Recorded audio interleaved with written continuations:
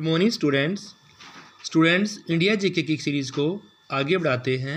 हमारा टॉपिक पहले हड़प्पा सभ्यता, मोहनजोदड़ो सभ्यता और उसके बाद हमारा जो बुद्ध है बौद्ध धर्म वो चला हुआ था। तो उसी सीरीज़ को आगे बढ़ाते हैं। इससे पहले हमारे इंडिया जीके की 2 क्लास हो चुकी हैं। तो आज हम बौद्ध धर्म के जो त्रिपिटक थे उनको करते हैं। त्रिपिटक देखो स्टूडेंट्स, त्रिपिटक का मतलब यहाँ पर जैसे एक टोकरी होता है, हम टोकरी किसी चीज़ को रखने के लिए प्रयोग करते हैं। तो पिटक यहाँ पिटारा टोकरी के लिए प्रयोग किया गया है और त्रि मैंने 3 यानी 3 चीज़ रखने के लिए जिस पिटारे का प्रयोग किया गया है उसको हमने यहाँ पर क्या बोला है, त्रिपिटक।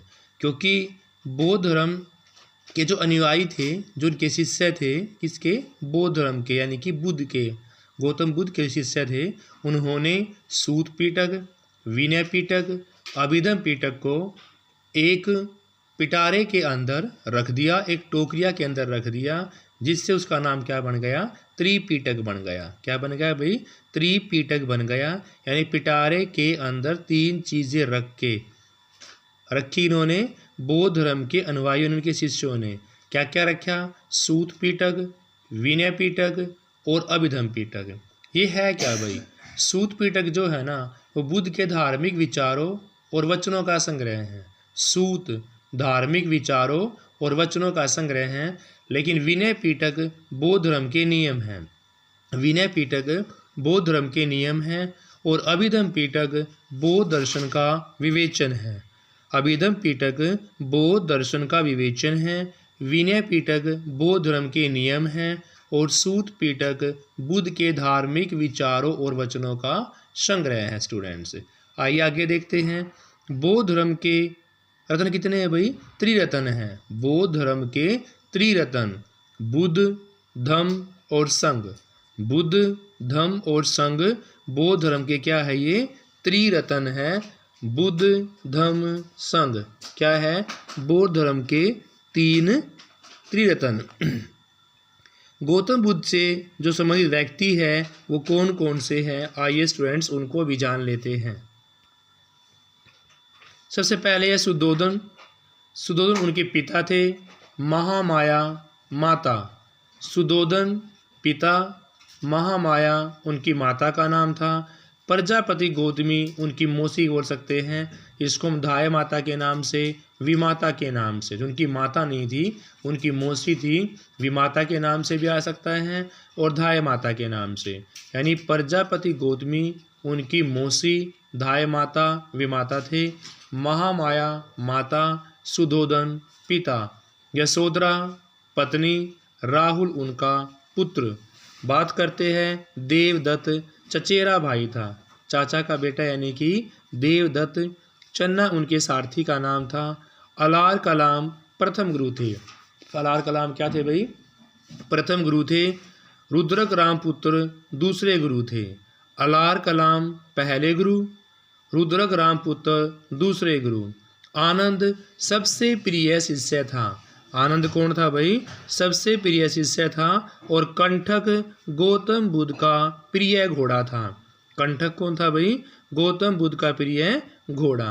देखो सुद्धोधन उनके पिता का नाम, महामाया माता का नाम, प्रजापति गौतमी विमाता, धाय माता या उनकी मौसी बोल सकते हैं। यशोधरा उनकी पत्नी, राहुल पुत्र, देवदत्त चचेरा भाई और चन्ना उनका सारथी भाई। अलार कलाम प्रथम गुरु थे, रुद्रक राम पुत्र दूसरे गुरु और आनंद उनके सबसे प्रिय शिष्य का नाम है। बात करते हैं कंठक, तो कंठक उनके घोड़े का नाम है। क्या भाई, घोड़ा। फिर है सुजाता। सुजाता एक ग्रामीण स्त्री है जिसने उरुवेला में बुद्ध को क्या खिलाई थी भाई, खीर खिलाई थी। स्टूडेंट्स सुजाता एक ग्रामीण स्त्री का नाम है जिसने बुद्ध जी को खीर खिलाई। कहाँ खिलाई, उरुवेला में। क्या नाम उनका, सुजाता एक ग्रामीण स्त्री का नाम है जिसने उरुवेला जी को, यानी उरुवेला में जगह का नाम है ये, बुद्ध को खीर खिलाई। तो देखो स्टूडेंट्स कितना क्या रहेगा क्वेश्चन है। ऐसे क्वेश्चन पूछिए कि उस स्त्री का नाम बताओ जिसने बुद्ध को खीर खिलाई कहाँ पर, उरुवेला में, तो उसका नाम है सुजाता। फिर है चुंद, पावा का लुहार या सोनार, जिसके यहाँ बुद्ध ने सूअर या किसी अन्य जीव का मांस भक्षण किया, जिसके कारण उन्हें अतिसार रोग हो गया और उनकी मृत्यु हो गई, उसका नाम चुंद था। चुंद उस व्यक्ति का नाम है, उस पावा का लुहार का नाम है, सोनार का नाम है, जिसके यहाँ बुद्ध ने सूअर या किसी अन्य जीव का मांस खा लिया था और जिसके कारण उसको अतिसार रोग हो गया और अतिसार रोग के कारण ही उनकी मृत्यु हो गई। क्वेश्चन ये भी पूछ सकते हैं कि भी गौतम बुद्ध की मृत्यु किस रोग के कारण हुई, तो अतिसार के कारण हुई। और किस क्या मेन रीजन था, सूअर का मांस खाना, और सूअर का मांस कहाँ खाया था, पावा का लुहार या सोनार के घर, जिसका नाम क्या था, चुंद नाम था। क्या था भाई, चुंद। नेक्स्ट है आम्रपाली। आम्रपाली वैशाली की एक प्रसिद्ध गणिका है जिसका निमंत्रण बुद्ध ने स्वीकार किया था। आम्रपाली वैशाली की एक प्रसिद्ध गणिका है जिसका निमंत्रण बुद्ध ने स्वीकार किया था।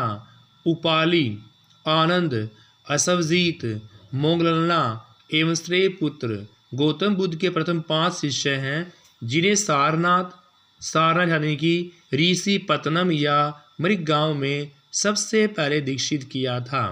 यानी कि उपाली, आनंद, असवजीत, मोगलना और श्रेय पुत्र गौतम बुद्ध के प्रथम 5 शिष्य, जिन्हें सारनाथ, जिसको हम ऋषि पतनम बोलते हैं, या मृगगांव में सबसे पहले दीक्षित किया। फिर है बिंबिसार, अजातशत्रु, प्रसेनजीत और उदयन। कौन कौन से भाई, बिंबिसार, अजातशत्रु, प्रसेनजीत और उदयन, ये गौतम बुद्ध के शिष्य हैं जो राजा या नरेश थे।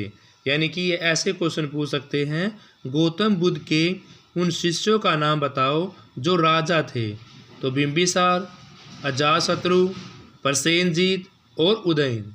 कौंडिल्य, बोध गया जाते समय रास्ते में मिले मित्र का नाम क्या है, कौंडिल्य है।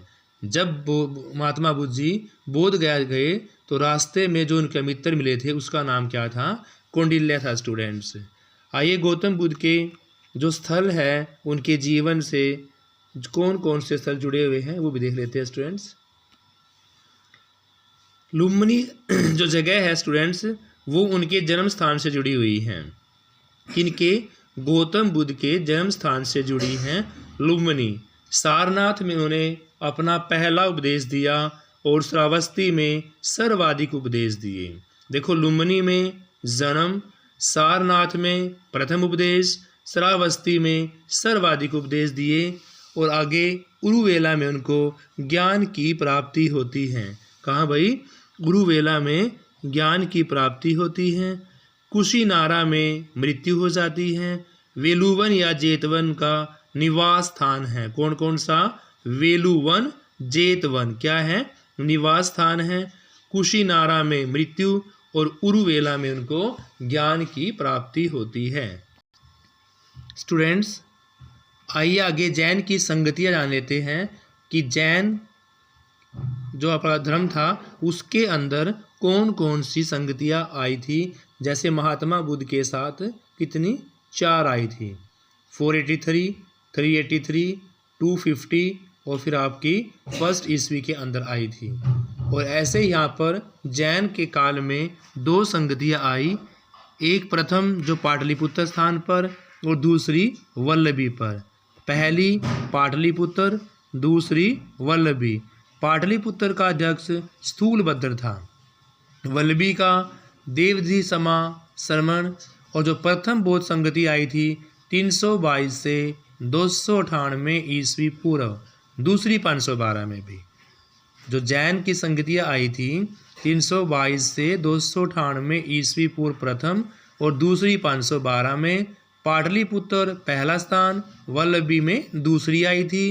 प्रथम 322 से 298 का अध्यक्ष स्थूलभद्र था और शासक चंद्रगुप्त मौर्य जी।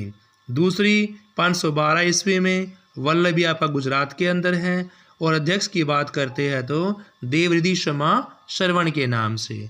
शासक दोनों टाइम में चंद्रगुप्त मौर्य ही थे। अगर हम शासक की बात करते तो कौन थे भाई? चंद्रगुप्त मौर्य जी थे। बात करते हैं पहली बौद्ध संगति की। जैन धर्म के महत्वपूर्ण 12 अंगों का प्रणयन जैन धर्म के 2 भाग श्वेतांबर दिगंबर में विभाजन किया गया है। यानी कि जैन धर्म के प्रमुख 12 अंगों में जैन धर्म के 2 भाग जो है, एक श्वेतांबर है और दूसरा क्या है? दिगंबर, उनमें विभाजन किया हुआ है। बात करते हैं दूसरी बौद्ध संगति की जो 512 ईस्वी में आई, वल्लभी गुजरात के अंदर। अध्यक्ष की बात करते हैं देव समा श्रवण, और ये जैन ग्रंथों का अंतिम रूप से संकलित करके उसको लिपिबद्ध कर दिया था। यानी कि दूसरी बौद्ध संगति में जैन ग्रंथों को अंतिम रूप देकर उनको लिपिबद्ध किया गया दूसरी बौद्ध संगति के काल के अंदर। स्टूडेंट्स, जैन धर्म के 24 तीर्थंकर हैं, उनको भी जान लेते हैं।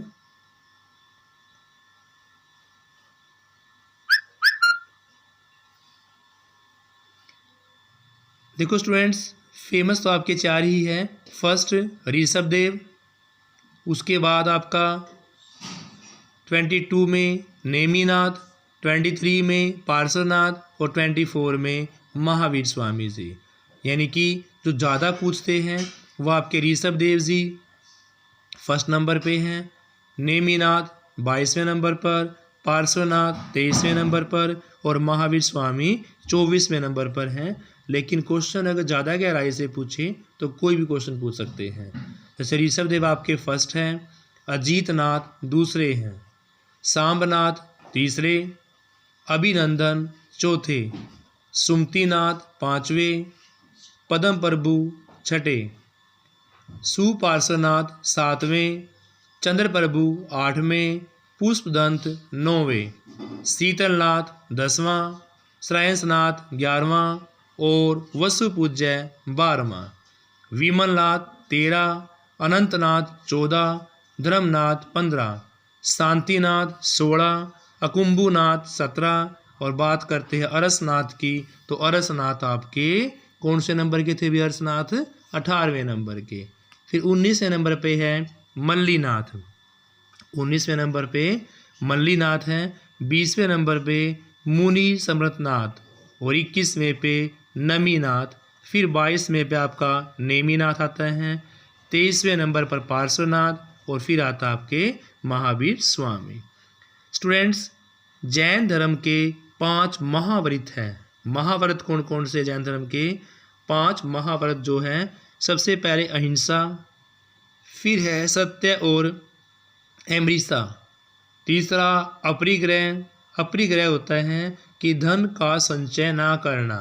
जैसे कुछ लोग भविष्य के धन संचय करते हैं, धन को इकट्ठा करते हैं, लेकिन जो अपरिग्रह होते हैं वो धन को इकट्ठा नहीं करते, जितना उन्हें चाहिए उतना ही संजोते हैं। ज़्यादा धन इकट्ठा ना करने वाले को क्या बोला जाएगा? अपरिग्रह बोला जाएगा स्टूडेंट्स। अस्त्रेय और लास्ट आपका ब्रह्मचारी है। अहिंसा, सत्य और अमृता, अपरिग्रह है, अस्तेत और 5वां है ब्रह्मचार्य। फिर आपका जैन धर्म के त्रिरत्न कौन कौन से हैं? जो जैन धर्म के 3 रत्न है भाई आपके, सम्यक श्रद्धा, सत्य में विश्वास करना, सम्यक श्रद्धा आपका सत्य में विश्वास, सम्यक ज्ञान, सुद्रूप का संकार हित और वास्तविक ज्ञान होना। सम्यक आचरण की बात करते हैं तो बाहरीय जगत के विषयों के प्रति सम दुख सुख भाव से उदासीनता, यानी सम्यक आचरण करना। जो बाहरीय जगत के विषय हैं उनके प्रति समान भाव से दुख सुख भावना से उदासीनता बरतना ही सम्यक आचरण होता है। बात करें सम्यक ज्ञान की, सुद्रूप संकार रहित और वास्तविक ज्ञान, जिसको वास्तविक ज्ञान होता है उनको हम क्या बोलते हैं भाई? सम्यक ज्ञान बोलते हैं। और सम्यक श्रद्धा जो होती है सत्य में विश्वास रखने वाला होता है। फिर ये ज्ञान है भाई जैन धर्म के ज्ञान कौन कौन से हैं? नेक्स्ट है भाई जैन धर्म में ज्ञान मति, इंद्रियों द्वारा प्राप्त होने वाला ज्ञान। मति का मतलब है जो इंद्रियों के द्वारा प्राप्त ज्ञान होता है उसको हम मति बोलते हैं। श्रुति, श्रवण या सुनने द्वारा प्राप्त होने वाला ज्ञान। देखो श्रुति तो सुनकर ही है, इसको तो आप पहचान जाओगे कि श्रुति जो सुनकर ज्ञान प्राप्त किया जाता है उसको हम श्रुति बोलते हैं। मति, इंद्रियों द्वारा प्राप्त होने वाला ज्ञान, जो इंद्रियों के द्वारा ज्ञान प्राप्त होगा उसको हम मति, और अवधि दिव्य ज्ञान होता है। अवधि क्या है? दिव्यम ज्ञान है। मन पर्याय अन्य व्यक्तियों के मन मस्तिष्क को जान लेने वाला ज्ञान। मन पर्याय का मतलब होता है अन्य व्यक्तियों के मन मस्तिष्क को जान लेने वाला ज्ञान क्या होगा? मन पर्याय होगा। और केवल निर्ग्रंथों जितेंद्रियों को प्राप्त होने वाला पूर्ण ज्ञान होता है। जो केवल है वह निर्ग्रंथों और जितेंद्रियों को प्राप्त होने वाला पूर्ण ज्ञान क्या कहलाएगा? केवल कहलाएगा। जैन स्यादवाद या भंगीनत या अनेकांतवाद क्या है? तो स्टूडेंट्स, साथ है ये, है दूसरे नंबर पर नहीं है और नहीं है, चौथे नंबर पर कहा नहीं जा सकता, और पांचवें नंबर पर है तो किंतु कहा नहीं जा सकता। फिर नहीं है और कहा जा सकता है कि बात नहीं है लेकिन कहा जा सकता है नहीं और कहा जा सकता है।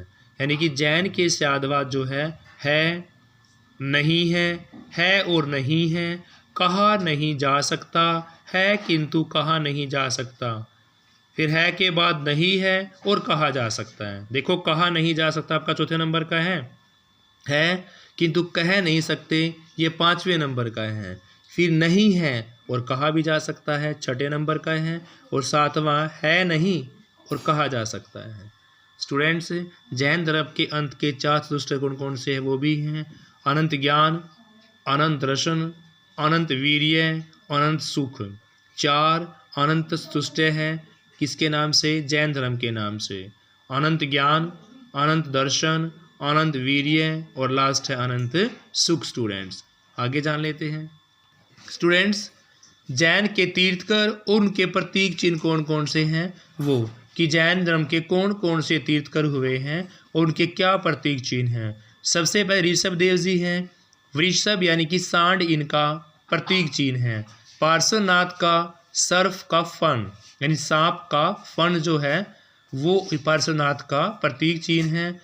अजीतनाथ का हाथी और महावीर स्वामी का सिंह। यानी ऋषभ देव जी का सांड या वृषभ, पार्श्वनाथ का सर्प या फण, अजीतनाथ का हाथी और महावीर स्वामी का सिंह या शेर। फिर आगे देखते हैं नेमिनाथ का शंख और शांति देव का हिरणमय। अजीतनाथ का क्या है? हाथी, महावीर स्वामी का शेर, नेमिनाथ का शंख, नेमिनाथ का क्या है? शंख है, और शांति देव का हिरण है। स्टूडेंट्स, क्या है? हिरण। महावीर स्वामी से संबंध जो व्यक्ति है उनके बारे में जान लेते हैं भाई,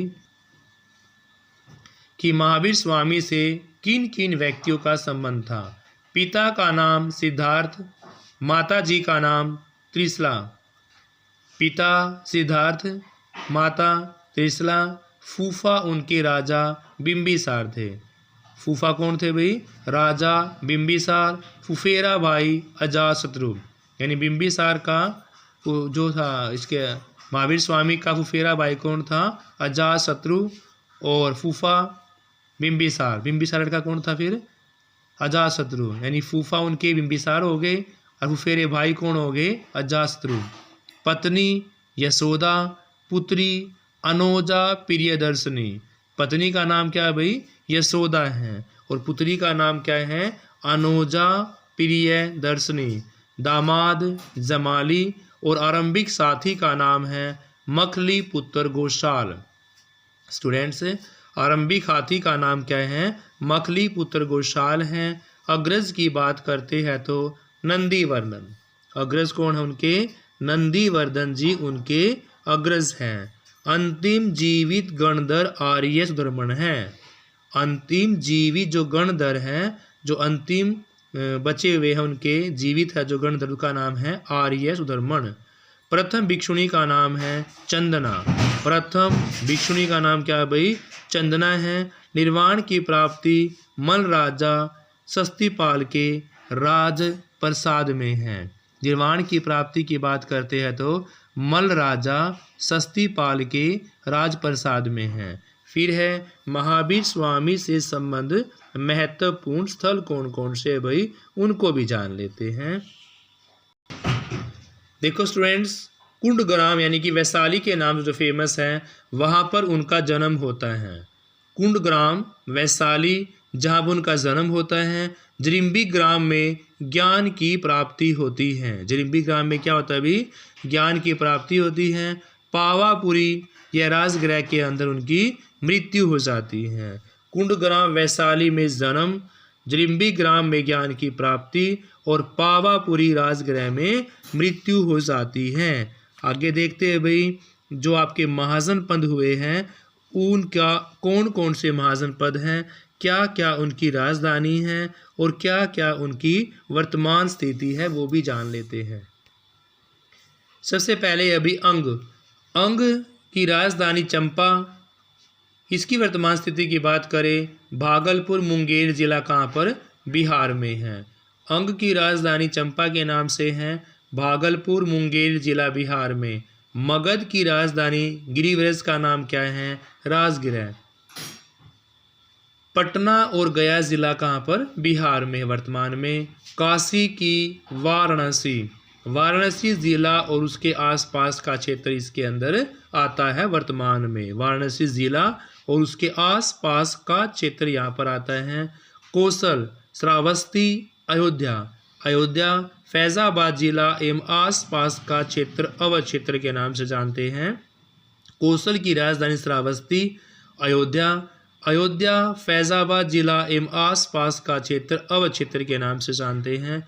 वज्जी, विदेह एवं मिथिला। वज्जी जो महाजनपद हैं उसकी राजधानी विदेह एवं मिथिला। जनकपुर वैशाली जिला कहाँ, बिहार में। दरभंगा जिला बिहार में। मुजफ्फरनगर जिला बिहार का कुछ क्षेत्र।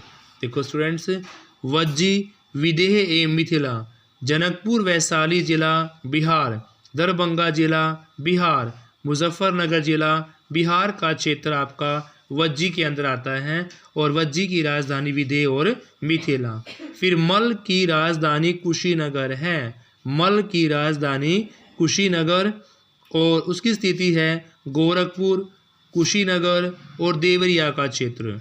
देखो, मल की राजधानी कुशीनगर, गोरखपुर, कुशीनगर और देवरिया का क्षेत्र इसके अंदर आता है। फिर चेदी की राजधानी है शक्तिमती। चेदी की राज शक्तिमती है, बुंदेलखंड का क्षेत्र वहाँ पर संबंध रखता है। वत्स की कौशाम्बी, इलाहाबाद जिला। वत्स की राजधानी कौशाम्बी, इलाहाबाद जिला और कुरु की इंद्रप्रस्थ, मेरठ और दिल्ली का क्षेत्र इसके अंतर्गत आता है। कुरु की राजधानी इंद्रप्रस्थ और मेरठ दिल्ली का क्षेत्र इसके अंदर आता है।